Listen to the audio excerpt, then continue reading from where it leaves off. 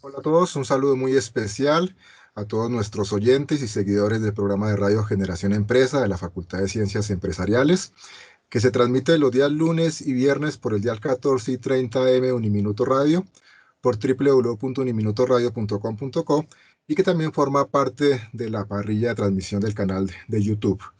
Como siempre, con invitados muy especiales, como siempre, queriendo estar cercanos a nuestra comunidad académica, profesores, administrativos, empresarios, nuestros queridos estudiantes que siempre están muy pendientes de nuestro programa. Hoy, como siempre, formando parte de nuestra mesa de trabajo, el profesor Jairo Izquierdo. Profesor Jairo, bienvenido a este año 2021 y las nuevas emisiones de Generación Empresa. Buenas tardes, Cesarucci. Buenas tardes a todos nuestros oyentes, a nuestro invitado especial.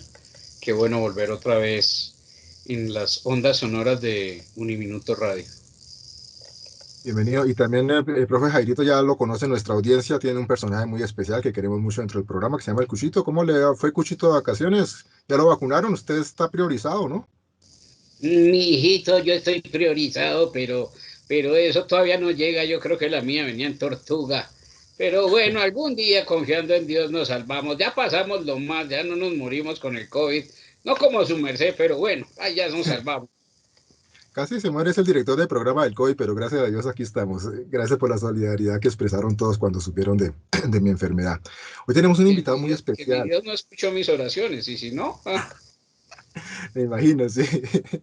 Tenemos un invitado muy especial para el programa que nos lo envía también la profe Andreita, la directora de Contaduría Pública, profesor Francisco Eduardo Herrera. Profesor Francisco, usted debuta en nuestro programa Generación Empresa, bienvenido.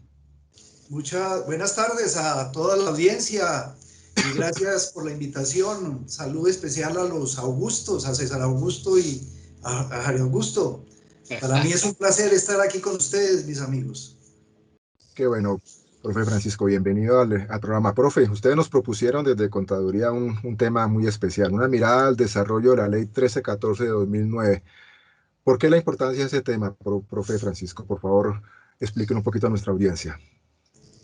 Bueno, a partir de la ley 13, o mejor, en la medida en que Colombia empezó a tocar las puertas de la OCDE, o sea, a entrar al club de los países ricos, una de las imposiciones fue la de que se adoptaran las normas internacionales de contabilidad y las de auditoría, pero yo creo que hoy nos podremos referir a ese tema de las normas internacionales de contabilidad.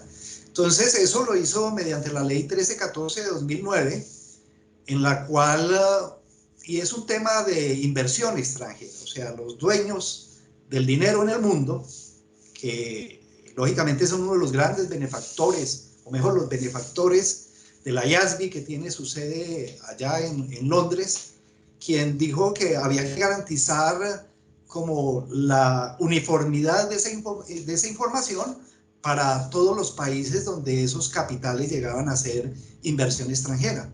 Entonces, inicialmente se plantea para las grandes empresas, lo que se denomina aquí en Colombia el Grupo 1, la adopción de las normas internacionales de contabilidad plenas, aunque muchas empresas que tenían sus matrices en el extranjero, incluso antes de la ley 1314-2009, ya reportaban informes financieros a sus casas matrices bajo normas internacionales de contabilidad, que lo que hace es uniformar valga la redundancia, ese tipo de información de tal suerte que se pueda hacer una lectura por parte de esos inversores extranjeros.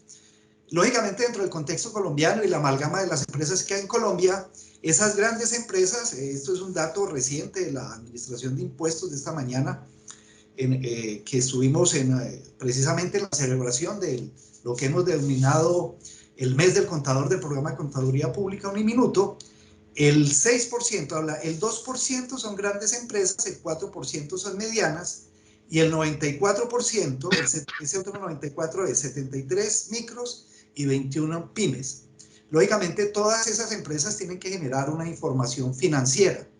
La pregunta es hoy, si sacamos del contexto esas grandes empresas, ¿qué ha pasado con las micros y pequeñas? Y de pronto, antes de que se empezara a grabar el programa, el profesor Izquierdo me decía, bueno, y el tema de la informalidad. los que no le tienen monitoreado nada, ¿qué va a pasar? Esa es realmente la importancia del tema en relación también con la pregunta de dónde van a salir a ejercer los contadores egresados de Uniminuto.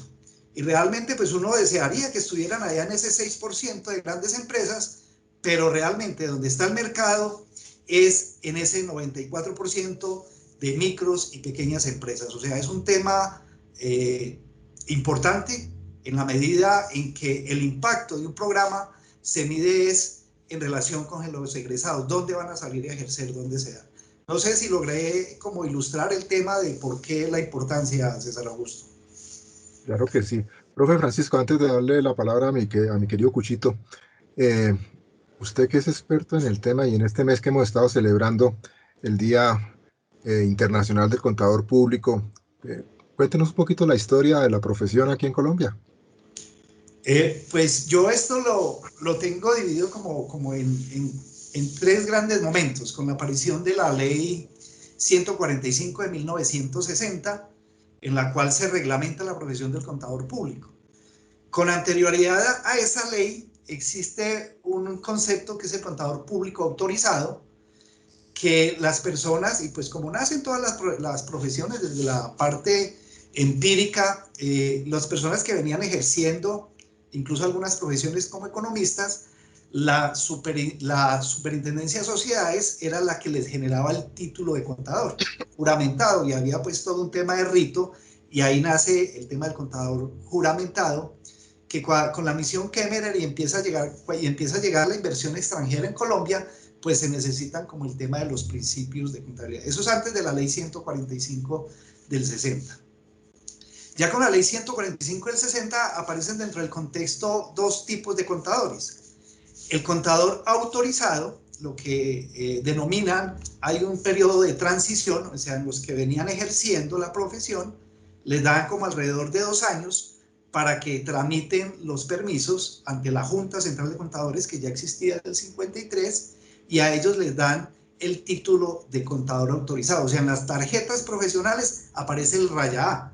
Lo que pasa es que yo creo que ya no debe haber ningún vivo, y si está vivo, debe estar lindando los 90 años que se da.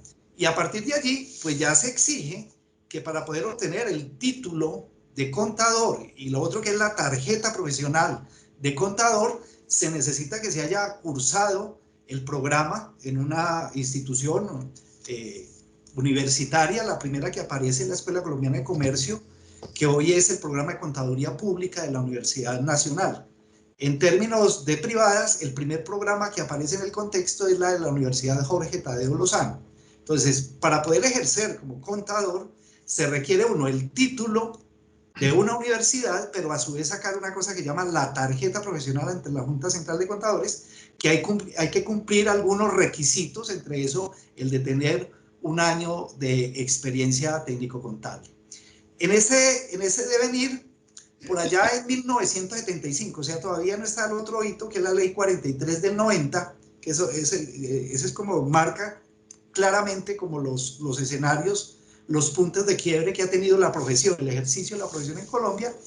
Se reúnen las asociaciones de contadores públicos, el Paraninfo en la Universidad de Antioquia, eso sucedió entre el 1 y 2 de marzo de 1975.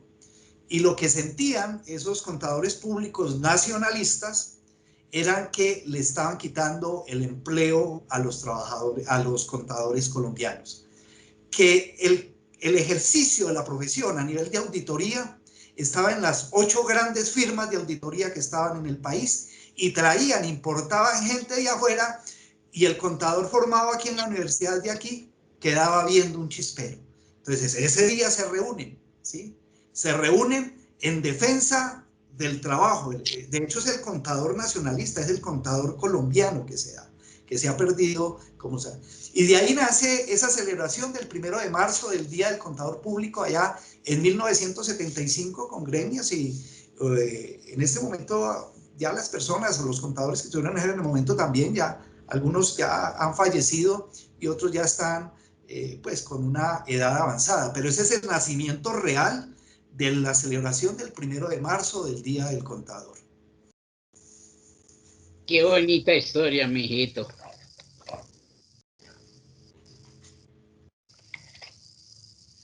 Dale, Jairito. Yo quería hacerle una consultica, profesor. Cuando su merced decía que nos metimos en lo que es la OCDE, hacía referencia a que eran los países ricos. Eso es ricos por la cantidad de ricos corruptos, la cantidad de recursos naturales que nos hacen ricos, o por qué, mijito. ¿En qué somos ricos para meternos en ese grupo? Pues yo no le tengo la respuesta, es el Cuchito el que me pregunta, ¿cierto? Sí, Sí, señor. mijito. Uno realmente cuando ve los lineamientos de la OCDE, ¿sí? Que fue en el gobierno de Santos, que se hizo la mayoría del trabajo que se dio, y pues ahora con el gobierno de Duque, pues se dio como esa entrada, pero realmente uno se mira en el término de ingreso per cápita en relación con los países que pertenecen a la OCDE, si somos ricos o no somos ricos. Esa es la gran pregunta, ¿no? Si estamos en un club donde realmente no tenemos la membresía para pertenecer, y es como el esnovismo que se da. Esa es una pregunta interesante que yo creo que no tengo la respuesta, Cuchito, pero sí lo deja uno pensando, sobre todo como con el tema de las vacunas, cómo esperaron que llegaran las que eran regaladas primero. Pues yo creo que eso no lo hace un país rico, ¿no? Las regaladas primero y las otras creo que las están comprando de a poquito que se da. Es una buena pregunta. Lo que sí es cierto es que el mundo está dominado por unas élites económicas que son las que deciden el destino del mundo, ni siquiera de Colombia, del mundo, y en función de esos capitales, de esos que a veces incluso no se ven, que son, hablan algunos, que son alrededor de 6 familias, que son las que deciden los destinos económicos de los países, y más de este país que en el momento cuando Estados Unidos estornuda, pues a nosotros nos da pulmonía, Cuchito. Están ustedes pisando callos interesantes, profesores. En estos días veía un cuadro estadístico precisamente de los países que pertenecen a la OCDE en el tema de vacunación y de muertos durante la pandemia. No nos es muy difícil imaginar qué país ocupaba el último lugar en vacunación de los de la OCDE, y también ocupaba, curiosamente, primer lugar dentro de los países con más muertos, dentro de los países que supuestamente están en la OCDE. Es decir, es un tema muy fuerte. Esa discusión, como lo comentaban ustedes, recuerden que ese ejercicio lo hizo Santos, hacer el esfuerzo de que Colombia fuera eh, admitido, seguramente sin tener el traje de etiqueta necesario para esa fiesta. Y finalmente, pues ya la confirmación se da en el gobierno de Duque, que siempre criticó a Santos cuando hizo ese ejercicio, pero que cuando lo admitieron a Colombia, lo tomó como un logro de su gobierno. Estos temas son interesantes. Profe Francisco, ley 1314 de 2009, ¿qué ha pasado con esa implementación de esa ley en estos 8 años? Mire, con esa ley hay algo bien interesante. O sea, la ley es de 2009 y el primer decreto reglamentario sale en el 2012. O sea, esos mismos, cuando nos remitimos al 1 de marzo de esos contadores nacionalistas, que lógicamente no, lo que ellos promulgan o hacen es que no hay un tema de neutralidad de esa norma, que esa norma favorece es unos capitales internacionales. Entonces ahí se presentaron demandas a esa ley, ¿sí? Algunos contadores, Rafael Franco, este profesor de la Universidad de Antioquia, en relación con eso, y de hecho cambiaron la estructura de cómo estaba conformado el Consejo Técnico de la Contaduría Pública. Hoy en el Consejo Técnico de la Contaduría Pública no hay participación de los gremios de contadores. La elección de esos consejeros son puestos por el presidente de la República, o sea, no hay una representación real que se da.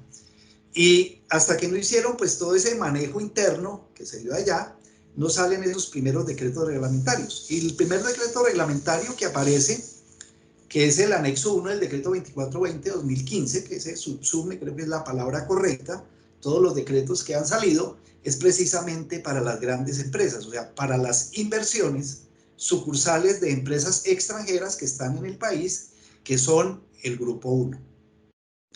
a pesar de que dentro de la estrategia de trabajo del Consejo Técnico de la Contaduría Pública exigía o pedía de que el grupo 3 tenía que entrar más o menos en la misma época, en 2012, eso no se ha dado. O sea, lo que son micros y pymes todavía no tienen una adopción de las normas internacionales de contabilidad. Lo otro es que, pues, valorar si es bueno o malo, pues no creo que yo pueda hacer ese juicio de valor. Lo que sí existe es que es un imperativo y es obligatorio. De hecho, la Junta Central de Contadores está visitando las firmas de contadores de auditoría, los que ofrecen servicios de auditoría y de contabilidad, para mirar el tipo de clientes, a qué pertenecen, si se están llevando ese tipo de normas que se dan. Lo cierto es hoy, si se hace como una salida, una mirada, no sé si en ese momento hayan unos estudios reales, pues investigativos que se dan, pero lo que son micros y pequeñas no tienen la adopción de las normas internacionales de contabilidad. Un grueso de ellas. Por eso le digo, hay que hacer un tema de investigación, pero al menos cuando hace uno o llega o las mismas llamadas que a veces le hacen a uno, o a veces los mismos requerimientos de los estudiantes en clase cuando le dicen, venga, profe, pero usted está hablando de esto, pero mira que la empresa donde yo trabajo, tenemos ahí un software, ahí tenemos el Word Office, y eso se sigue haciendo lo mismo que se da. Entonces creo que hay un tema de la parte académica que nos corresponde como universidad, como programa, el tema de formación, como lo decía en la entrada de la charla, para que los contadores formados allí sean unos agentes de cambio en relación con ese grueso de empresas que todavía no tienen el tema de la adopción de las normas internacionales de contabilidad, que son micros y pequeñas, profesor. Profe Francisco, de esa afirmación y eso tan interesante que nos está comentando usted, me surgen como dos inquietudes. Una, eh, no queda un gran vacío teniendo en cuenta que la gran cantidad de las empresas colombianas son pymes, pequeñas y medianas empresas y que no se estén implementando las normas. Y otra amenaza de la duda. Querría decir que las pequeñas y medianas empresas siguen llevando la contabilidad manualita que llevaban nuestros emprendedores hace unos cuantos años. No, de hecho, de pronto uno encuentra pymes y micros que cuentan con un software contable. Lo que pasa es que de pronto, mire, cuando aparece la ley 43 del 90, hay un decreto reglamentario de la cual vamos a hacer, si hacemos una afirmación temoraria, no, hagámosla en plural, nos enamoramos todos los contadores, el 2649. Y a su vez, hay otro decreto que es el 2650 del 93. Entonces, de alguna manera, esa ley, estoy hablando de la ley 43 del 90, ¿sí? Esa ley, el artículo 6 de esa ley, habla de los principios de contabilidad de general aceptación que se desarrolla con el 2649, que es un marco normativo como ecléctico, se trae parte anglosajón, parte latina, se trae. Entonces ya contábamos aquí como con un cuerpo teórico, conceptual, para desarrollar la contabilidad. Y a ese se lo acompaña que realmente el 2650, que se llama el PUC, el Plan Único de Cuentas. Entonces llegó un momento en el escenario, de hecho todavía uno le dice a alguien por allá que no es de nuestra profesión, y le dice, ¿y usted qué estudia? Entonces uno le dice, no, yo soy contador, yo sé. Entonces le dice, el PUC. Pues madre, llegó a una reducción el concepto de la contabilidad al Plan Único de Cuentas, que era un librito, ¿sí? Con la dinámica de las cuentas, el código de las cuentas, y ahí le decía cuándo debitaba, cuándo acreditaba, ¿sí?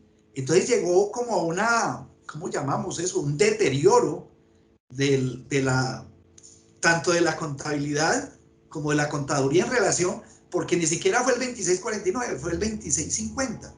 Y de hecho, muchos se enamoraron no tanto del 2649, sino del 2650, porque eso facilitaba. En teoría era simplemente una taxonomía, yo la hago y lo digo, y se perdió pues todos unos elementos conceptuales que se dan. Entonces, en ese orden de ideas, cuando aparece la ley 1314, porque la ley 1314 ya es mire, el decreto reglamentario 2420 tiene 2000 páginas. ¿Sí? ya hay un elemento... ¿Y qué contador se lo leyó? Sí.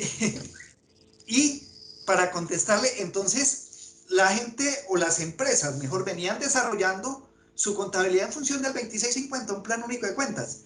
Llega la ley 1314 y le dice, un momento, señor, los hechos económicos hay que medirlos de acuerdo a las políticas contables y a cada una de las normas. O sea, eso es lo que no se ha hecho. No se ha hecho, porque hay muchas empresas que llevan la contabilidad. No se ha hecho esa convergencia que se llama el ESFA, el Estado Financiero de Apertura, que es coger usted la contabilidad bajo 2649, 2650 y trasladarla bajo los métodos de medición que proponen, ya sea el marco para el grupo 1, el marco para el grupo 2 o el marco para el grupo 3. Y a eso adiciónele que hay una cantidad no, ni siquiera empresas, hay una cantidad de entes, llamémoslo, organizaciones que las metieron en el baile. Ayer mismo me llamaron que por favor, si podía apreciar o hacer alguna sugerencia en relación con las normas internacionales de contabilidad para notarías, donde se manejan recursos públicos. O sea, hay una serie de situaciones todavía que hay que enfrentarlas como tal. O sea, hacer bajo el marco normativo donde pertenece la empresa y de acuerdo a esas normas, trasladar ese marco normativo, esa contabilidad que sea esa medición de los hechos económicos. No sé si logré contestarle, profesor César. Claro que sí, profe Francisco. Mi querido profe Jairito.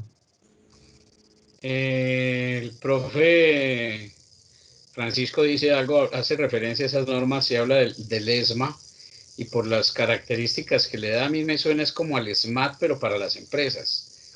Tiene como ese sentido de darle por la cabeza todo lo que pueda. Y en eso me surge una duda, profe Francisco.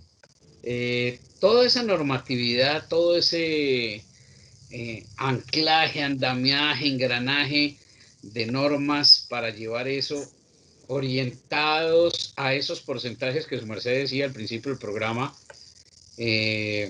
a la larga quienes terminan pagando el pato o quienes terminan pagando esas cosas vienen a ser los pequeños empresarios, porque las grandes superficies y los grandes negocios, muchos son exentos de muchas cosas, pagan a su manera, entre comillas, sus impuestos. Entonces dice uno, bueno, ¿y la norma para quién? Para beneficiar más a los grandes, es decir, seguir enriqueciendo a quienes manejan la riqueza y perjudicar y minimizar más a los que tienen ese ejercicio. En algún momento fui gerente de una empresa, tuve una empresa durante varios años, y en algún momento me di cuenta que habían cerca de 30 normas distintas que me generaban impuestos diferentes, desde una cosa, desde otra, desde otra, desde otra. Y era casi el 60-62% de lo que se generaba como utilidad que terminaban siendo impuestos. Bien sea porque pague usted el aviso, bien sea porque pague esto, porque pague lo otro. Es decir, todo lo que implementan es atentando contra ese ejercicio. Entonces, por eso hago la referencia que me suena más al SMART que a un equipo de apoyo y beneficio, de impulso. Sí, profe, usted tiene toda la razón. El ESFA, que es el Estado Financiero de Apertura, es cuando se toma la norma que venía como tal. Y ya con la apreciación de orden tributario que usted hace, pues tiene toda la razón. Hay un tema de costos de transacción que se llaman en relación con. Porque, por un lado, está pues la ley 1314, dice que lo contable era por un lado y que la parte tributaria era por otra. Entonces, en este momento uno encuentra unos escenarios que el común del empresario, de la micro, la pyme, se ve abrumado con la cantidad de obligaciones que debe cumplir. O sea, por un lado, el marco normativo, de acuerdo al grupo que pertenezca, sea grupo 2 o 3, pyme o micro en la parte contable, la elaboración de unas políticas contables que realmente pues eso no es barato. O sea, si usted contrata una persona que sepa de la formulación de eso, no es barato. Por otro lado viene el tema de la facturación electrónica. Hoy estábamos en la charla de la nómina electrónica, ¿sí? Todo en cabeza de esos. Entonces, realmente una micro, una pequeña, se ve abrumada con esa cantidad de obligaciones que van surgiendo, que se dan.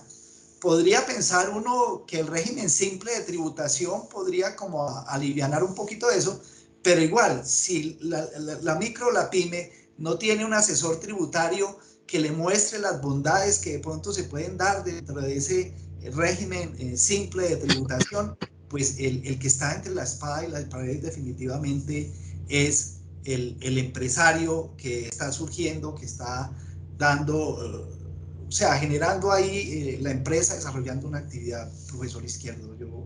Yo estoy como totalmente de acuerdo con usted en esos costos de transacción que realmente son inmensos, son muy grandes, a pesar de que de pronto se hable del programa de facturación electrónica gratuita de la DIAN. Pero yo me considero y tengo confianza, pero eso no es asequible en el término de pronto de conocimiento de un empresario del común, profesor. Profe Francisco, esa ley 134 de 2009 y el decreto reglamentario que usted nos ha comentado, ¿establecen algún tiempo límite para que las empresas en Colombia implementen el tema de NIF? Sí, ¿Y hay, señor. y hay alguna sanción si no lo hacen? Pues hasta ahora, sí, eso ya está. De hecho, lo que era Grupo 1 y Grupo 3 estaban hasta el 2013. Para el Grupo 2 estaban hasta el 2016. O sea, los tiempos ya se cumplieron. En este momento que yo conozca, ¿sí? Porque realmente ese elemento se da, o mejor, esa capacidad sancionatoria podría pensarla uno a través de las superintendencias que vigilan dependiendo de la entidad donde esté. Hasta ahora, desconozco si de pronto la superintendencia de sociedades haya sancionado a alguna empresa por no haber aplicado las normas internacionales. Lo que sí es cierto es que yo tengo una pequeña firma organizada y con todos los permisos que hay que sacar adelante la Junta Central de Contadores. La Junta Central de Contadores este año no ha venido, pero sí viene a hacer vigilancia a los que ellos pueden hacer vigilancia, que es a las empresas de contadores que ofrecemos esos servicios. Y pues de ahí se llevan información de los contratos, de los clientes que se tienen en la empresa. Lógicamente por aquí, por este lado, no es que haya muchos que se den y lo llevan como tal y como la información que se da. Ayer estuve renovando la Cámara de Comercio y pues allí le piden que uno diga a qué grupo pertenece que se da. Yo creería que si bien es cierto, en este momento, hasta donde yo conozco, no ha habido sanciones, creo que en los próximos días o en el próximo tiempo ya va a empezar a generarse ese tipo de sanciones a los que no se cumplan con el marco pues, de tener las normas. De hecho, ayer, como les comentaba, me llamaba alguien de una notaría y me decía que la Superintendencia de Notaría y Registro está yendo a las notarías a ver si las notarías ya adoptaron su información contable en base a las normas internacionales de contabilidad. Entonces, eso está en cabeza de las superintendencias que vigilan cada una de las partes. Hasta ahora no conozco, pues lo que pasa es que uno no puede generalizar porque siempre habrá algún tipo de excepción y pues están los de la Superintendencia de Economía Solidaria, la parte financiera, claro que ahí es otro modelo en el tema financiero, ¿no? Claro. Ahí el peligro, entre comillas, podría suceder que decidan actuar como lo hacen en el tema tributario, que como el Estado tiene la facultad del cobro coactivo, esperan hasta que ya pasen 2, 3, 4 años para generar más intereses y demás, y muchas veces las personas de las empresas se enteran de los procesos cuando se enteran de embargos o secuestros de los bienes. Ojalá que no vayan a hacer un escenario así porque te terminarían afectando mucho a la gente. Pero, mi querido profe Jairito. Bueno, yo creo que el planteamiento que nos hace el profe Francisco nos da ese marco, ese contexto de todo ese desarrollo y creo que también nos da muchísimo tema para empezar a desglosar y atender, asesorar. Pienso yo, siempre lo haré, en quienes más tienen necesidades. En este caso, las FAMI empresas, las pequeñas empresas, las microempresas, que de qué manera, pues, tú lo decías ahorita, bueno, hay una tributación simple, listo, pero ¿cómo poder hacerlos llegar a eso para que no corran, primero en gastos innecesarios y pagando un montón de cosas que hay, Dios mío?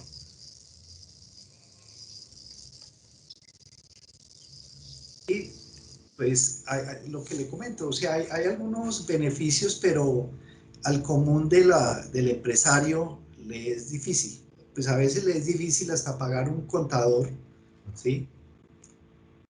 Por eso muchas empresas prefieren como la informalidad, ¿cierto? La Porque informalidad. E igual también, yo eso sí lo digo, al menos en lo que he visto con conocimiento de causa, hay algunos contadores, de pronto, pues yo salí el siglo pasado, pero yo he tratado de mantenerme al día, ¿no? Hay un desconocimiento también total por parte de muchos profesionales afuera, en lo cual se les convirtió la contabilidad en el plan único de cuentas y no se salieron de ahí. Entonces es difícil también que se conviertan como en agentes de cambio allá afuera, ¿no? Y lo otro es que usted como contador hoy, para permanecer actualizado, oh, son muchas las normativas. O sea, si hay una profesión que sea regulada, se llama la contaduría pública. Por un lado, la parte contable, que cada que la IASB saca algún pronunciamiento, pues aquí el Consejo Técnico le elabora el proyecto de decreto para que lo firme el Ministerio de Hacienda, ¿sí? O alguno de los ministerios, y sale y automáticamente queda en cabeza, o sea, del contador o del dueño de la empresa para que se pueda cumplir, que se da. Por el otro lado está el tema tributario, con todo este tema de la transformación digital, que a muchos empresarios, si a uno a veces le habla este aparato, mano, que está uno todos los días, que hace, que va, que firma, la transformación digital que para muchos empresarios pues que no es muy fácil, no se da. Es un tema y es un panorama complejo, no sé si desde los NAF o desde los consultorios empresariales se pudiera hacer algo, como lo expresaba el profesor Izquierdo, en relación para poder como enfrentar esa situación a la cual se ven abocadas esas micros y pymes, por desconocimiento, por falta de recursos, ¿sí? Hoy mismo hablaban del Radian. El Radian es convertir la factura en un título valor negociable. ¿Sí? Teóricamente le pone un escenario interesantísimo, que es la manera como se podrían capitalizar las pequeñas y medianas empresas. Pero esta mañana ni la misma señora supo explicar eso de la diarma. claro. ¿Y quién compraría? Y pues ellos están esperando que sea la banca o sean las grandes empresas que sean, y lógicamente pues eso no va a ser gratis. O sea, hay unos porcentajes de intermediación. Entonces hay un panorama que le pintan a uno y uno escucha a cada uno de los participantes. Por decir, ayer tuvimos aquí en el programa al Contador General de la Nación y miraba un panorama espectacular, mano. Pero lo que ve uno cuando está el microempresario, las ajugias, los que están en este momento quebrados, los que están, el panorama es totalmente otro, es otra la realidad que se genera. No es esa realidad que se pretende vender a través. Yo siempre dije que siempre ha habido una discusión en relación entre el normativismo y el positivismo en relación con la contabilidad, ¿no? Entonces algunos dicen, no, aquí en Colombia somos positivistas, miramos la realidad, y yo creo que no, somos más normativistas. ¿Mirando qué? Que pretendemos crear unas realidades con la generación de leyes. Claro. Sucede una masacre, entonces nombran una comisión para la búsqueda de la verdad, mano. ¿Y qué? ¿Sí me entienden? Crean la ley y el decreto que para que vaya a buscar la verdad. Entonces yo creo que hay que responder de verdad a la necesidad de ese micro, de ese pequeño empresario en todo orden, ¿no? En el tema contable, en el tema tributario, en el tema de recursos, todo eso que se dé, porque también parece ser que los recursos de pandemia no llegaron a los micros ni a los pymes, creo que llegaron a los grandes bancos, llegaron a las grandes empresas. No estaba orientado para ellos. Sí, no iba encaminado, pero nos muestran otro panorama, cada que uno lee noticias, cada que uno ve un panorama, y uno ve que no llegaron esos recursos realmente a ese grueso de las empresas. O sea, el mundo Es un mundo de micros y pequeños empresarios. Dentro de los invitados que tuvimos el año pasado, ya realizando el programa en esta modalidad en tiempos de aislamiento y cuarentena y pandemia, en un programa tuvimos a la directora o subdirectora de ACOPI, y ella pues nos expresaba aquí al aire esa angustia que precisamente sienten los empresarios, los pequeños empresarios, de que no le lleguen realmente los auxilios a ellos, de que todos esos decretos que salen por televisión todos los días a las 6 de la tarde, cuando van a preguntarlos a los bancos o a las entidades financieras, no se los despachan, no se los entregan. Entonces la gente realmente está muy angustiada, y entre más pasa el tiempo, pues más complejo el tema, ¿no? Profe Francisco, tengo una duda que es netamente de mi ignorancia contable. Diferencias y similitudes entre revisoría fiscal y auditoría interna. Es que hay veces que nos suena como si fuera parecido, no sé si son similares, no sé si son totalmente diferentes. María, la pregunta es, entre revisoría fiscal y auditoría externa. Ok. La interna es otro modelo parado en el control interno de las empresas, pero la tensión que se está viviendo hoy precisamente está circulando un proyecto de reforma de la ley 43 del 90, una reforma al Código de Comercio, que es donde están las funciones del contador público, en el artículo 207 y sucesivos, y la diferencia viene desde los orígenes. Desde los orígenes, o sea, la revisoría fiscal es un modelo latino que viene por allá de Roma, donde el Estado, de ese que era el funcionario del Estado que recaudaba el impuesto, ¿sí? La presencia del Estado en la empresa, ¿sí? Desde su mismo origen. Por eso a veces a los revisores fiscales, cuando fungimos como tal, nos dicen que somos un parafiscal más. O sea, lo tenemos que tener ahí, pero no sirve para nada. Y es el que vela por las funciones del Estado, ¿sí? Entonces, su origen es la intervención del Estado en la empresa. Una de las características, porque son muchas más. Mientras que la auditoría externa nace en defensa del capital de los inversionistas, o sea, es privada. Y ahí es donde funciona eso de los economistas del laissez-faire, laissez-passer, que el mercado tiene una mano invisible que lo autorregula y que el Estado no tiene que intervenir en nada, porque eso se autorregula solito, y que hay que velar es por los intereses del inversionista. Esa es la auditoría externa, o sea, cuidar los intereses del inversor, los stakeholders. Eso cada que va uno a una conferencia uno se asusta, mano, el inversionista, el que llega. Mientras que el revisor fiscal tiene que ver con todo eso. Ahí están las funciones en el artículo 207 del Código de Comercio: velar por las transacciones, que se lleve la contabilidad, pero a su vez también el revisor fiscal debe firmar las declaraciones tributarias, lo IVA, la retención, el ICA, la declaración de renta. Tiene que sacar un dictamen donde dice, hombre, mire, aquí se pagaron las prestaciones sociales, aquí se pagó la salud, se pagó absolutamente todo eso. Entonces, ese es el choque que se encuentra hoy en relación con las 4 grandes firmas de auditoría que hay en el mundo, porque la quinta desapareció por un escándalo de la Enron. Entonces quedaron 4, entonces las 4 dicen, lo otro es que también la figura del revisor fiscal es de aquí, de Colombia, que nace en el 56, cuando empieza a llegar la inversión extranjera.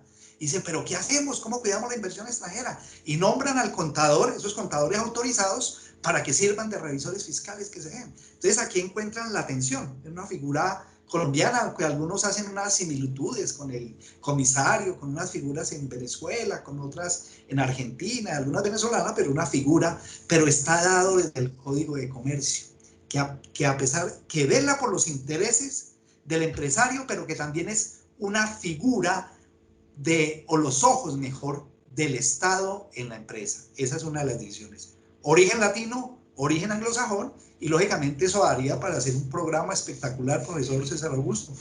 Máxime hoy que en el contexto se están dando esas tensiones, hay proyectos de ley que pretenden eliminar la revisoría fiscal. Interesante, mire todo lo que estamos aprendiendo con nuestro invitado de lujo, el profe Francisco. Profe Francisco, yo soy abogado y siempre en un punto del programa hago una pregunta que se llama la pregunta del abogado del diablo. Entonces es una pregunta complicada. Profe Francisco, por aquello de que más sabe el diablo por viejo que por diablo, ¿no? Profe, una pregunta. eh, Porque usted en algún momento lo mencionó, o sea, hoy en día parece que hay muchos contadores que no sé, eh, no sé cómo manifestarlo, que parecería que no hacen fiel dominio a su profesión, a sus conocimientos, a su tarjeta. Y quiero hacerle una pregunta sobre la fe que da un contador sobre las declaraciones y el tema de la evasión en Colombia, porque hay como la clara sensación que hay contadores que se volvieron expertos en hacer declaraciones y manifestaciones tributarias a la medida del cliente. Sí, ese es el contexto. De hecho, mire, yo ahí tengo una posición, ¿no? En relación con, hay una cosa que se llama planeación tributaria. ¿Sí? Si usted utiliza los beneficios que ofrece, es más, yo creería que sería sancionable un contador que haga pagar al empresario más impuestos, siendo que no utiliza unos beneficios que se dan. ¿Sí? Es eso. Y de hecho, esas grandes empresas tienen unos departamentos muy bien estructurados para hacer esa planeación tributaria que se da. Y créame que de pronto no son ni las pymes ni las micros que se dan, porque ¿en qué se convirtieron las grandes empresas, los grandes contribuyentes? En los recaudadores del impuesto. O sea, es el que le hace la retención en la fuente. ¿A quién? A la pyme que le vende. ¿Sí? Es la que le hace la retención a la fuente. ¿A quién? Al que le presta un servicio. Es el que le hace la retención en la fuente. ¿A quién? A todo el que tenga negocios con ellos. Incluso hasta retención, no solo retención en la fuente, retención de IVA, retención de ICA. Entonces los grandes contribuyentes son los que manejan el 65% de la tributación en Colombia. Porque pues todos a quién le venden, pues a las grandes superficies, a las grandes empresas que se dan.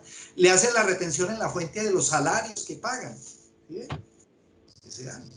Y ahí está la situación del tema. Mire, yo tengo, pues modestia aparte, una especialización en Derecho Tributario Aduanero de la Universidad Católica.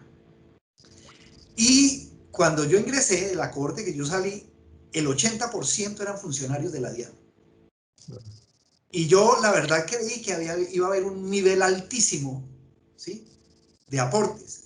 Y todos los que estaban allá, eso sí lo digo con conocimiento de causa, eran realmente los que pretendían escalar para echarse plata, ya se iban a pensionar, entonces querían salir. O sea, no hubo ninguna discusión a nivel de eso.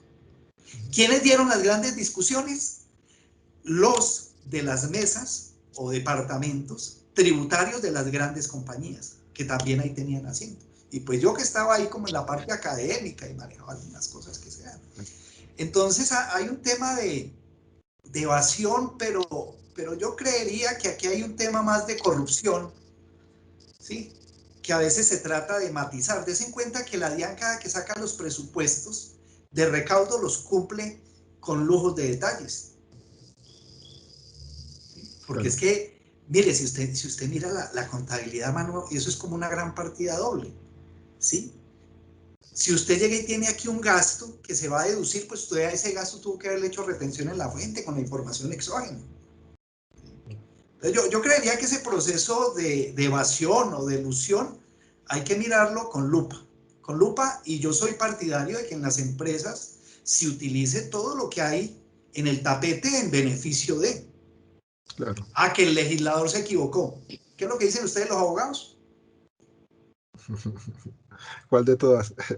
Por eso, ¿no? Que el desconocimiento o cuando se espera allí que se... Ley, sí, claro. eso dice para cumplirla. Y no hay tal, mire, dentro de las micros y pymes, ya con las grandes empresas que logran hacer lo que llaman, y a veces lo asustan a uno en las reformas tributarias, que la planeación tributaria agresiva, mano, pero usted está utilizando todo lo que dice la norma, que sí.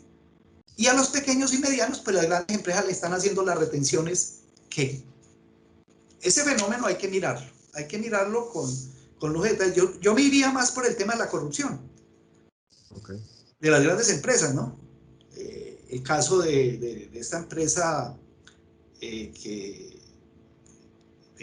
Jaramillo, de todos esos que captaron dinero del público y se lo gastaron, ¿no?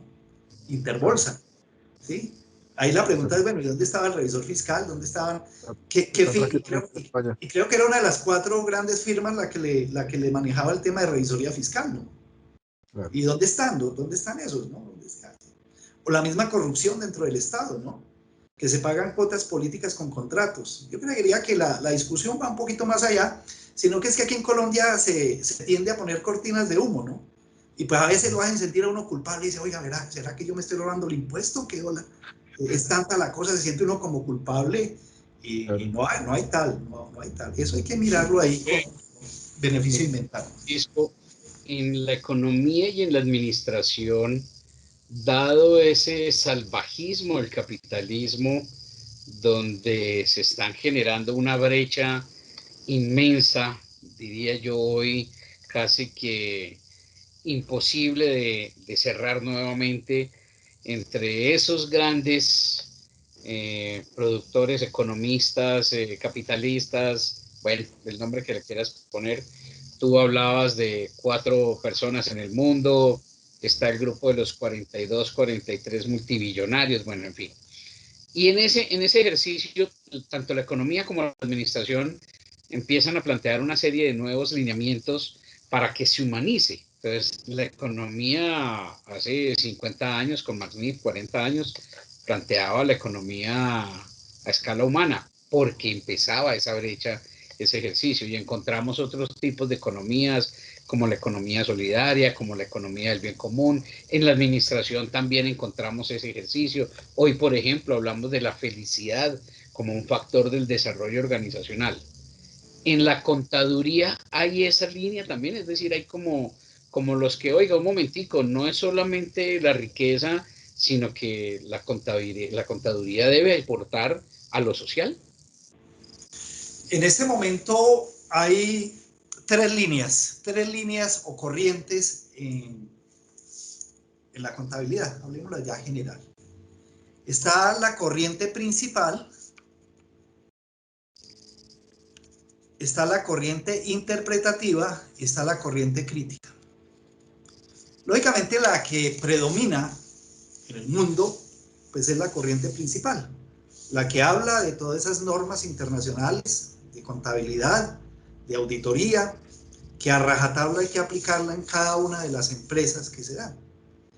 Por allí viene la escuela interpretativa, hay algunos representantes de la escuela interpretativa y la escuela crítica de España, Argentina, Biondi, que creo que acaba de morir, que se dan, que dice que toca ir más allá, toca mirar ese aspecto social, ¿no? Lo que pasa es que uno encuentra que en el contexto administrativo salvaje, ¿sí? Como que esos ya pareciera como si no tuviera cabida, ¿no? Habrá que plantearlo. De hecho, existe el tema de la contabilidad ambiental,